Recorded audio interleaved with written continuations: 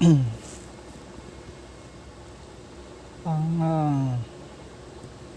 ang mga taga-Korinto, Kapitulo 13, 4 hanggang 8. Ang pag-ibig ay mapapahinuhod at magandang loob. Ang pag-ibig ay hindi nananaghili. Ang pag-ibig ay hindi nagmamapuri, hindi mapagpalalo, at hindi pag-uugaling mahalay, hindi hinahanap ang kanyang sarili, kundi niyayamot, hindi inaalunmana ang masama, hindi ang nagagalak sa kalikuan, kundi nakikigalak sa katotohanan.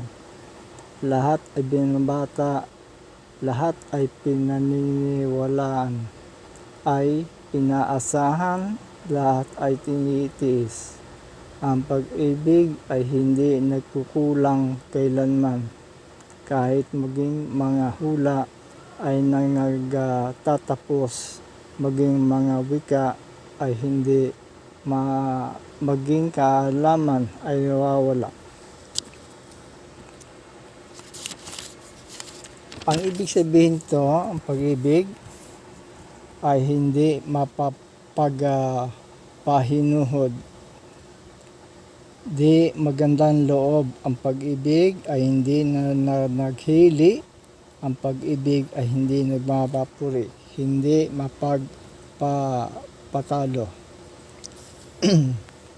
Ang ibig sabihin nito ay hindi nangangahulugan ng pag-ibig na lahat ng tao ay mapapasa kamay ng isang mangkukulam o pangkukulam o tinatawag na pangkukulam.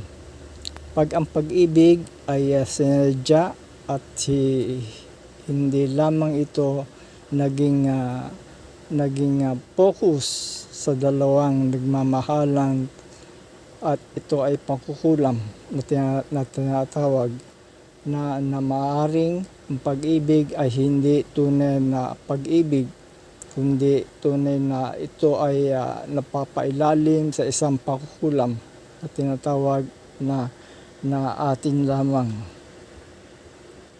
Ganito ang mga taga-Korinto, Kapitulo 13, 4 hanggang 8.